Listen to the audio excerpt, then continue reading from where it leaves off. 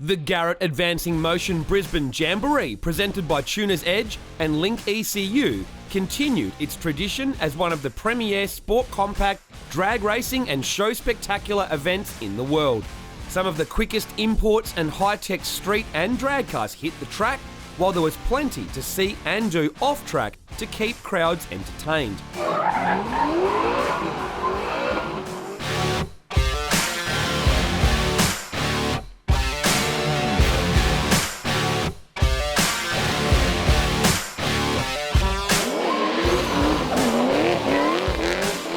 Trader Alley was filled with plenty of the latest parts on display, along with merchandise and more.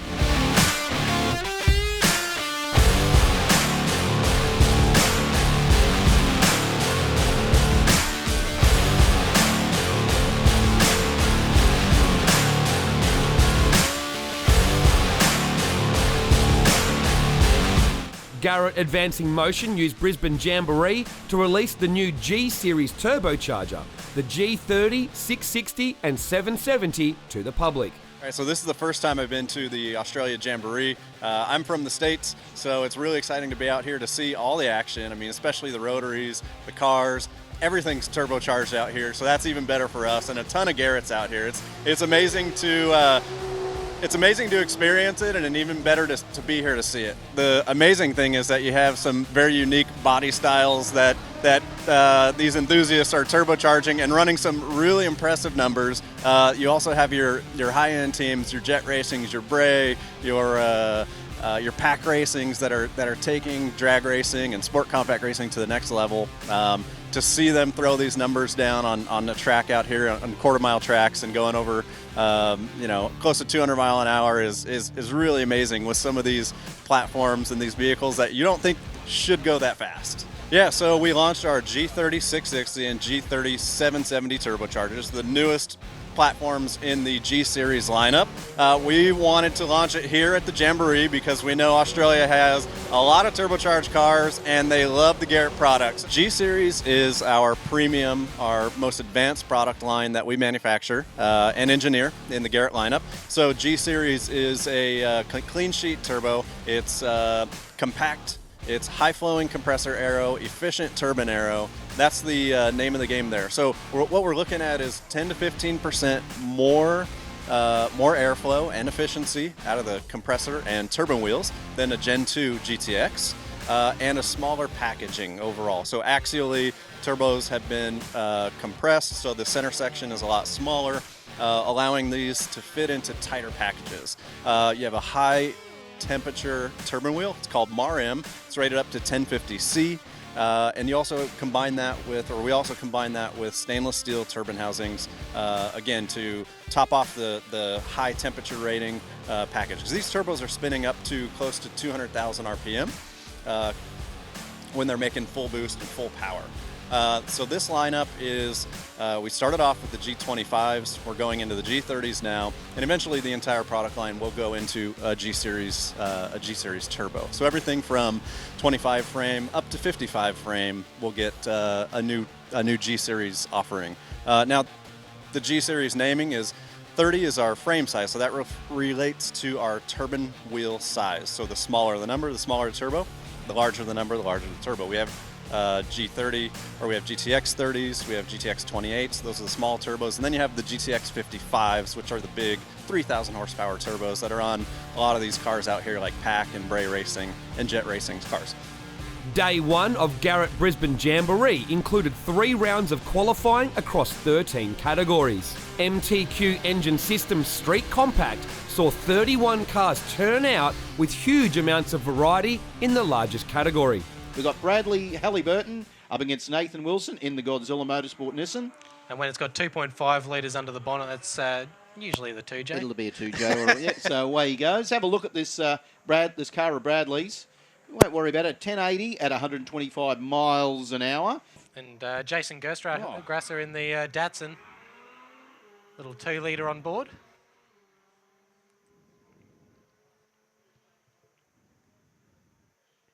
So a 1093 for Jason and an 1195 for Bilbo. Number 1 qualifier was Aaron Murphy in his FPV Typhoon with a 10.143 at only 117 miles per hour on a back-off. Import Cartel All Motor had 11 competitors doing it all natural. Away they go, a 111 for Bianco. That's a good light. Leilani gets a red, but that's okay. It's early days. It's qualifying 1. Yeah, but so does Dave Butler. Whoa, look at just gets in there. Here comes Dave Butler. The little rotary trying to reel the V-dub in. We know it's only qualifying, but watch what Nick will do. A 1056 at 123. The V-dub a 1079 at 122. Matt Rice in the R100, affectionately known as Chainsaw, took the number 1 qualifying spot with a 942. Impressive stuff for a naturally aspirated 2-rotor. And that to straighten it up. Still going all right though.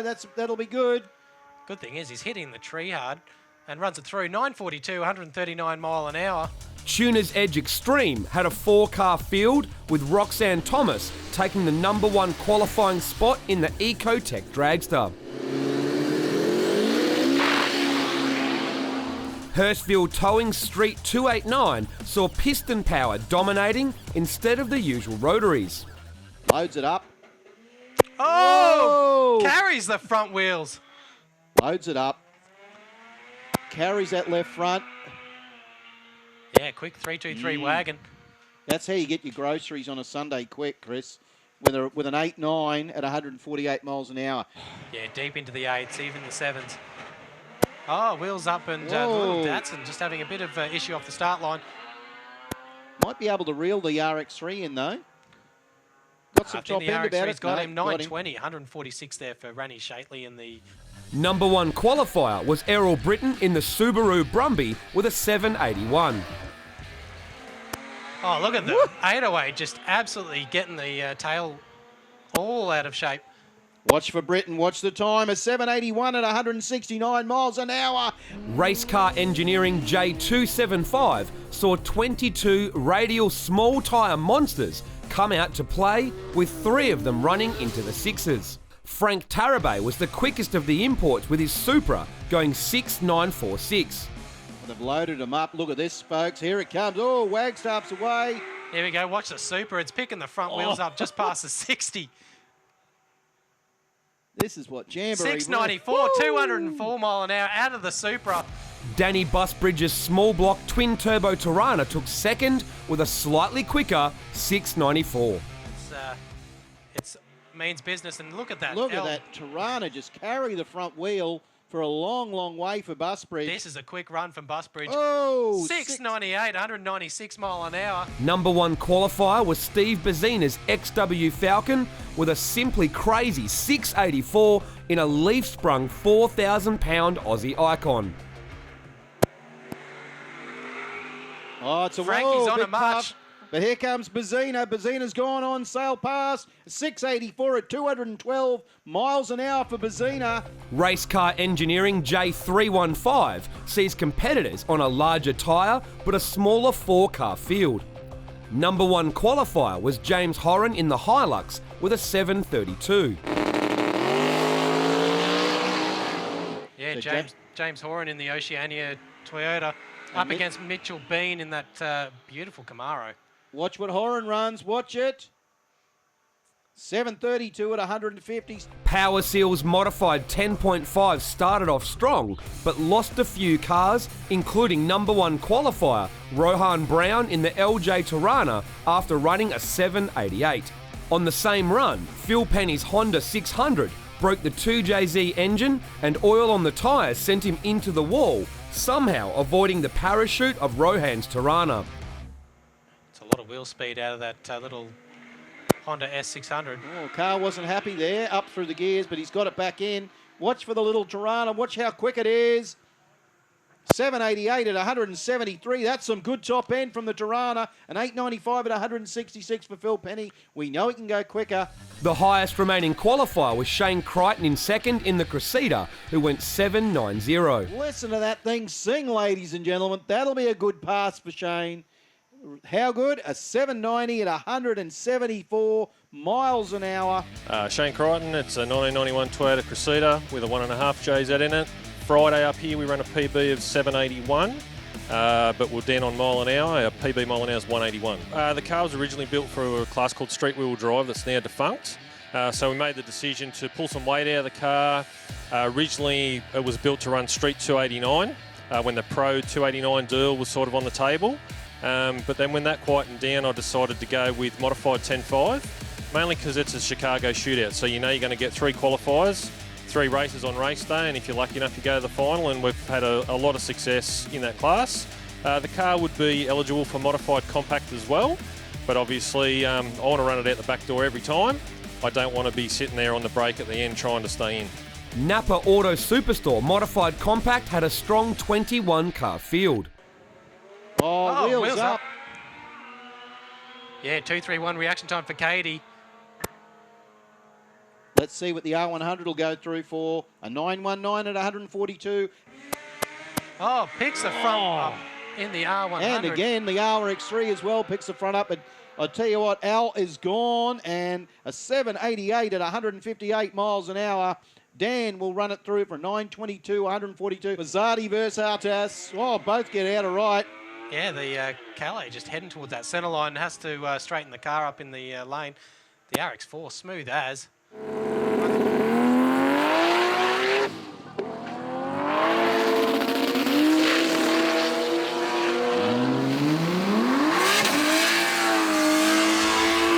VL Commodores took the top 3 qualifying spots, but it was Al Rafal who took the number 1 spot with a 7.80.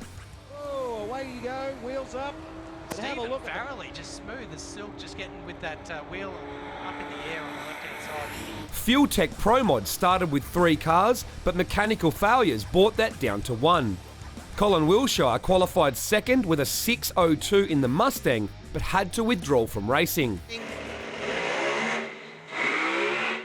Oh, Dax got loose, absolutely lit it up, but Collar's away. He has a big puff of smoke, but still runs it through for a 6.02 at 232 miles an hour, Janie.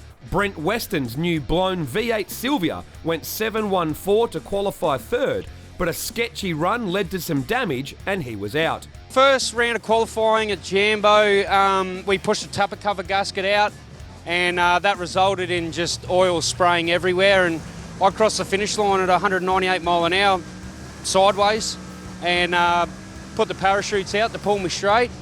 And once I'd done that, I applied the brake a little bit, and just because there's oil all under the car, under the tyres, it just got me sideways and put me into the wall.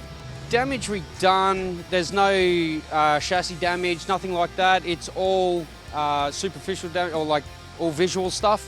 So I need a new front clip, and a fuel tank and an oil tank, and that's it. So give us a month and let's go again. All right, that was a bit of a wild ride. Let's go to the replay. You can see up on the replay on the Diamond T Toolbox's big screen.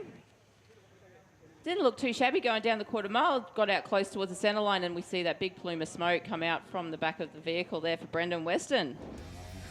Marty Dack's Mustang qualified number 1 with a 5.86, and then on day 2 of racing put down some solo runs to entertain the crowd.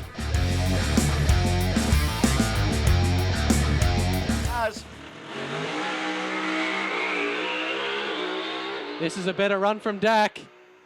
Wow, 5.86. Oh, hold on to it, Marty.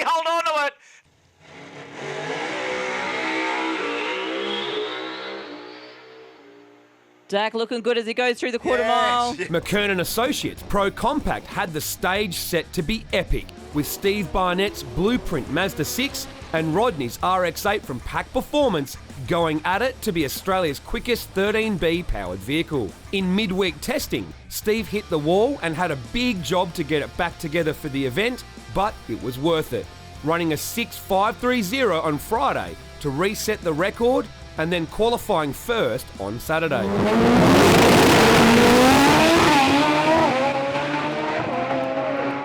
We came up here on Wednesday and I put the car into the wall, the first hit, and we probably spent the next straight 24 hours fixing the car. We came out on Friday night and ran the Australian record, 6:53, which is great. We just put the car back together and having a bit of fun. Yeah, we top qualified yesterday with 6:60, and game plan is just to go as fast as we can consistently and see how we go.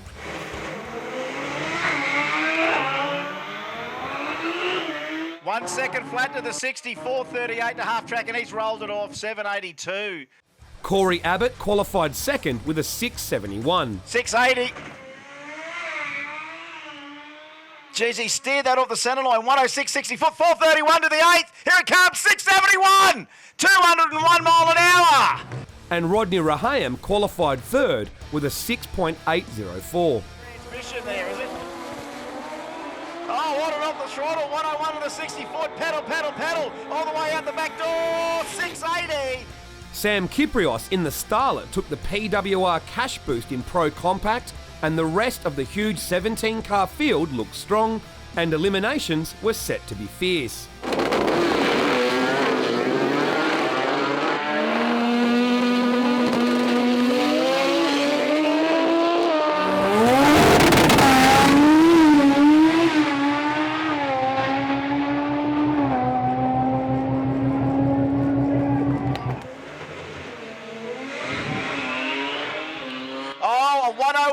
Half track, 4.41. Is he off the throttle? No, he's not. He's back in it. 7.44, but it's Ionu, 7.41. Oh, carries the wheels, first, second, third. I tell you what, Tischendorf on a mission right off the launch, 21 to a 45. Bosch Motorsport Pro Turbo had 5 cars lined up to battle it out. This is Bosch Motorsport Pro Turbo. Nice work. 113 to the 64, 62 to the 8. Then he goes through, 7.16. Jason Payne took the number 1 spot and the PWR cash boost with a 7.028.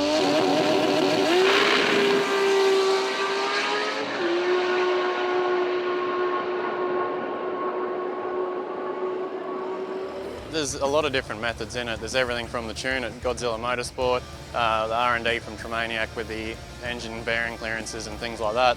We also take oil samples in between, and we've got a stainless filter. We check for any debris in there, and once you see copper, it's never good. We're sick of running 7.0s, so we've gone from 38 PSI at Winter Nationals, and it's got 45 in it now, and a little bit more that time. But last event, last run, I couldn't see the shift lights, so over-revved it, hit limiter and wasted that one, went 7.0, 198. Precision Turbo Factory Extreme is the headline act. 14 cars qualified and an epic field of cars it was. Oh, Rod Harvey, second gear, power stand, 102, 64, everyone's up, 578, 258! Oh, a bit of a rattle there for Sammy. He's buttoned it off. Bump, bump, bump, City! Oh, big shake. Not a lot of power there for Gina. Geez, he got back on it, Smoking Joe, eventually.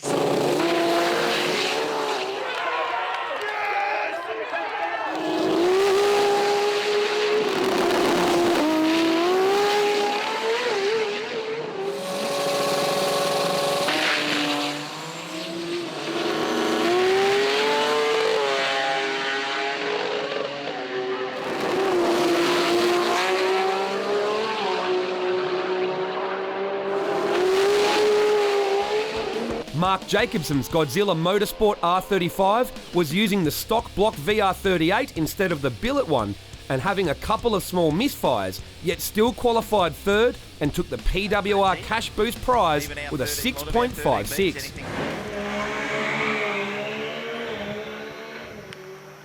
That looks good. 422 to the 8. Colin Wilshire did more with less. Cylinders, that is, qualifying second in the Jet Racing Eclipse with a 6.46.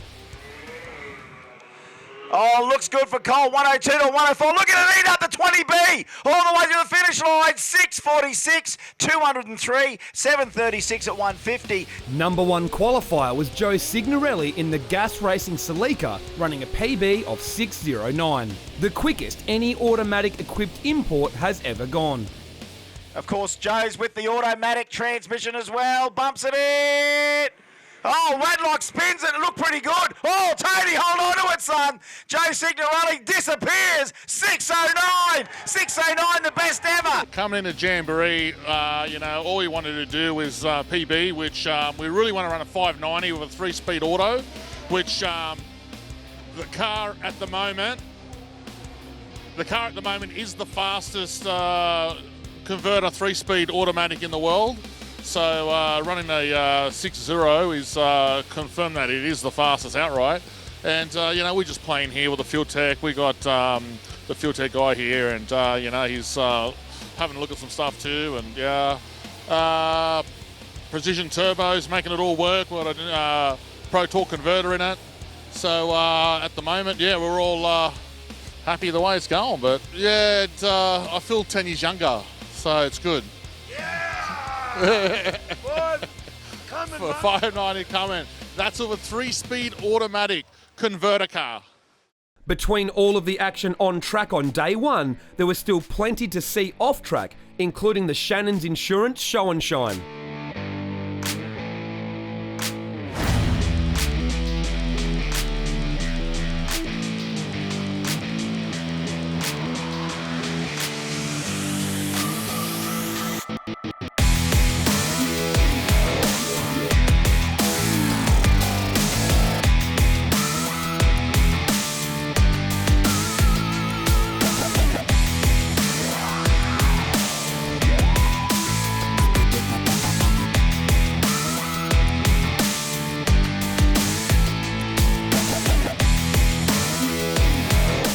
As well as the dance shows and Babe Comp up on the stage.